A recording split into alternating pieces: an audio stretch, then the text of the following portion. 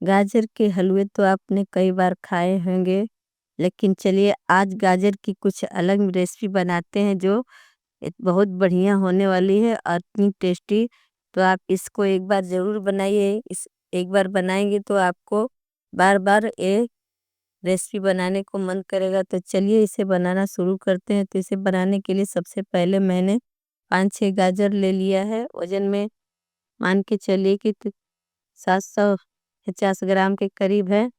तो चलिए इसे हम छील लेते। पहले हमने धो लिया था, फिर इसके बाद इसे छील के फिर से एक बार धो ले, ताकि मिट्टी उट्टी कुछ रहे ना। मिट्टी रह जाती है तो थोड़े से किरकिराहट आने लगती है और स्वाद बढ़िया नहीं आता है। तो इस बात का ध्यान देना है कि गाजर को अच्छी तरह से छील के और फिर उससे धो लीजिए। तो देखिए इसे मैं ग्रेट कर ली हूँ और इसे बढ़िया से ग्रेट करने करके ही बनाना है। तो चलिए यहाँ पे देखिए मैंने ले लिए हैं 250 ग्राम के करीब पनीर। तो पनीर को इस तरह से हाथों के सहायता से इसे हम थोड़े मैश कर लेंगे। थोड़े छोटे छोटे टुकड़े छोड़ देंगे ताकि इससे रेसिपी बहुत बढ़िया बन सके। तो चलिए इस तरह से सारे पनीर को मैंने मैश कर लिया है।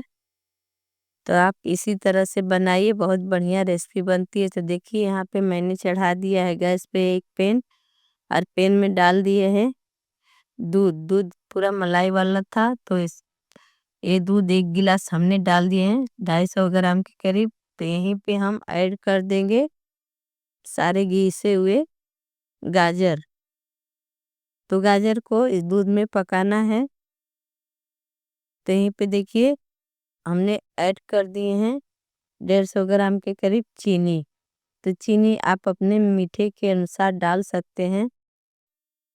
तो चलिए इसे ढक के 5 मिनट छोड़ दिया तो चीनी भी पिघल चुकी है। अब गाजर को चलाते हुए इसे पकाएंगे। इसे फिर से एक बार ढक देंगे। तो इस तरह से कई बार उघाड़ेंगे, ढकेंगे तो इस तरह से चला के और फिर ढक देंगे तो ये इस तरह से बढ़िया पक जाएगा गाजर और बढ़िया टेस्ट आएगा। तो यहीं पे हमने डाल दिए थे 3-4 इलायची और पनीर को भी अब ऐड कर देंगे। सारे के सारे पनीर यहीं पे डाल देंगे और डाल के अच्छी तरह से चला लेंगे।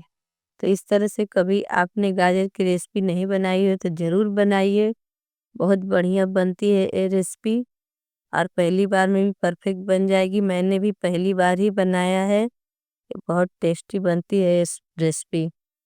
तो देखिए इस तरह से पकाते हुए पूरे 15-20 मिनट हो गए और गाजर एकदम पक चुका है और बढ़िया सा कलर भी आ चुका है। तो देखिए इसे हम अच्छी तरह से पका लिए हैं, कहीं भी पानी का निशान नहीं है।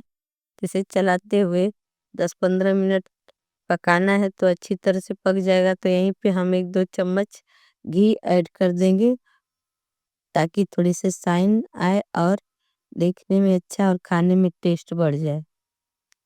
तो इस तरह से घी ऐड करके इसे फिर एक बार चला लेंगे अच्छी तरह से।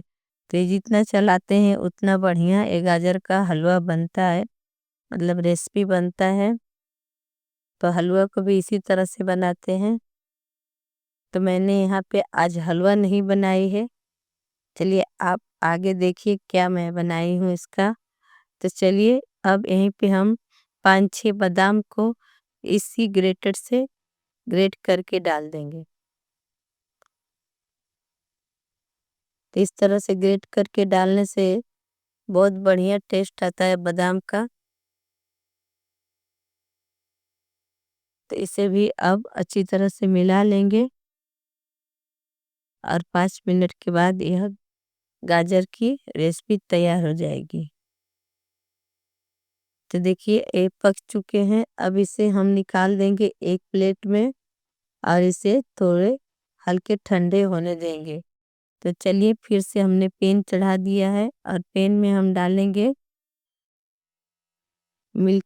थोड़े से दूध डालेंगे 1 कप के करीब और जो ऊपर की मलाई रहती है ना वो भी यहीं पे ऐड कर देंगे और दूध को 1-2 उबाल आने तक पकाएंगे, मतलब पूरा गाढ़ा हो जाए तक पकाएंगे।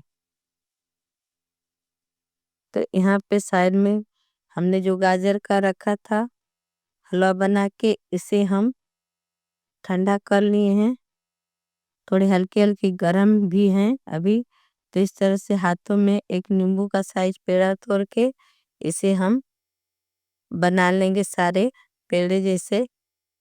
रसमलाई बनाएंगे हम, तो देखिए यहीं पे हम इसे गार्निश कर लेते हैं बढ़िया से। मैंने बादाम काट के इससे गार्निश कर लिया है। तो चलिए अब यहाँ पे दूसरी तैयारी कर लेते हैं। तो देखिए दूध भी यहाँ पे गाढ़ा हो चुका है एकदम बढ़िया, देखने में भी अच्छा लगता है। बड़ी सी मोटी सी मलाई पड़ी है। तो अब इसे हम एक कटोरी में हमने सर्व करने के लिए लिया था। तो इसी के ऊपर हम डाल देंगे सारी मलाई वाले दूध।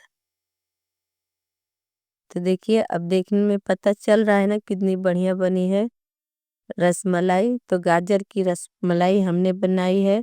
तो आप इस तरह से गाजर की रसमलाई ज़रूर बनाइए और स्टोर करके सारे गाजर के रसमलाई रख दीजिए। आपको जब भी खाना हो तो फ्रिज में से निकालिए और दूध डाल के इसे सर्व कर लिए। तो मेरी रेसिपी पसंद है तो लाइक कर